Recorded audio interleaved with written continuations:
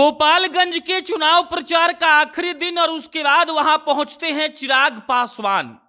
कुढ़नी का उपचुनाव का आखिरी दिन और उसके बाद वहां पहुंचते हैं चिराग पासवान।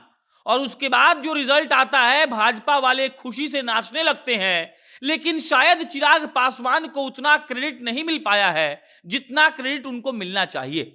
जिस बात के हकदार चिराग पासवान है, शायद वो हक उनको अब तक नहीं मिला है। और हमको लगता है कि चिराग पासवान ने भाजपा के लिए जिस संजीवनी का काम गोपालगंज और कुढ़नी में किया है, वो वाकई में बहुत दिलचस्प है और इसका विश्लेषण होना चाहिए। जब एक वक्त लग रहा था कि कुढ़नी में नीतीश कुमार के प्रत्याशी को जीत मिल जाएगी, तब चिराग पासवान जाते हैं और पासी और पासवान को चिराग एक साथ अपने कब्जे में लेते हैं और पूरा वोट ट्रांसफर हो जाता है भाजपा के केदार प्रसाद गुप्ता को। यही हुआ था गोपालगंज में। हम उस वक्त फील्ड पर रिपोर्टिंग कर रहे थे। चिराग पासवान के रैली में इतनी भीड़ थी जितनी कि तेजस्वी यादव के रैली में थी। मतलब यह कि बिहार के लोगों ने एक तो चिराग पासवान को तेजस्वी यादव के बराबर मान के रखा हुआ है, दूसरा यह कि चिराग पासवान बिना किसी स्वार्थ के भाजपा के साथ जिस तरीके से लगे हुए हैं, वो कहीं ना कहीं यह साबित करता है कि चिराग पासवान भाजपा के आइडियोलॉजी को मानते हैं और वाकई में उनका विश्वास नरेंद्र मोदी पर है। कल कुढ़नी के चुनाव का रिजल्ट आता है। 3632 वोटों से भाजपा के केदार प्रसाद गुप्ता चुनाव जीत जाते हैं और उसके बाद नए सिरे से चर्चा होती है कि जीत का ताज किसको पहनाया जाए।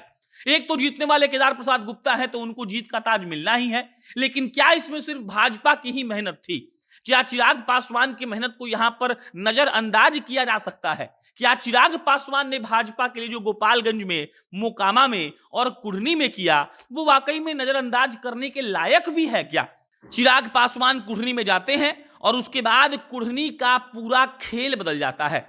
कहा जा रहा है कि चिराग पासवान का जो 10 से 12 हजार वोट वहां कुढ़नी में था, वो पूरा का पूरा ट्रांसफर हो गया।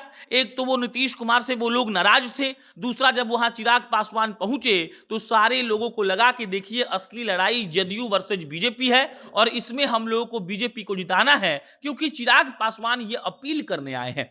चिराग पासवान अपील करते हैं और अपील करने के बाद जब सारा वोट चिराग पासवान ट्रांसफर करवा देते हैं, तब भी कहीं से आवाज नहीं आती है कि चिराग पासवान का शुक्रिया।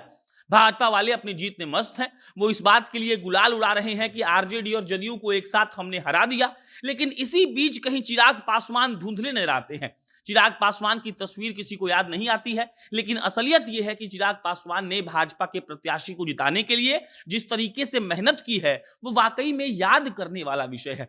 चिराग पासवान गोपालगंज में जाकर कहते हैं कि देखिए हमको खाली मत भेजिएगा। चिराग पासवान कुढ़नी में जाकर कहते हैं कि सिर्फ पासवान नहीं, पासी भी हमारा ही है। और उसके बाद जो रिजल्ट आता है वो ये साबित करता है कि चिराग पासवान ने जो भी कहा वो वाकई में सच था।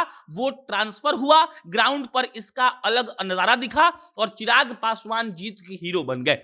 चिराग पासवान को भाजपा वाली जीत का हीरो माने या ना माने, सबको यह बात पता है कि चिराग पासवान वो असली फैक्टर हैं जो बिहार के हर सीट पर थोड़ा बहुत अपना कब्जा रखते हैं और चिराग पासवान जिसके भी साथ रहेंगे वो उसको वैल्यू ऐड करेगा।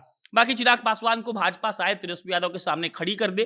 चिराग पासवान युवा हैं, तेजस्वी यादव युवा हैं और मामला तभी दिलचस्प होगा जब चिराग और तेजस्वी के बीच आमने सामने की लड़ाई होगी और बिहार की जनता को दो युवाओं में से एक युवा को चुनने का मौका मिलेगा। बाकी चिराग पासवान अपना मन तन धन से भाजपा के साथ हैं। कुढ़नी, गोपालगंज और मोकामा में सारे लोगों ने इसको देखा।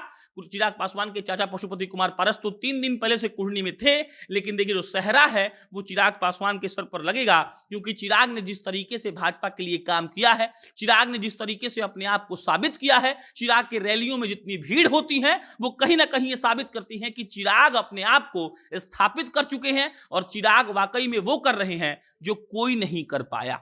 बहरहाल इस पर कोई अपडेट आएगी तो आपको हम इत्तला करेंगे। आप जनता न्यूज़ देख रहे थे। मेरा नाम प्रशांत राय है। धन्यवाद।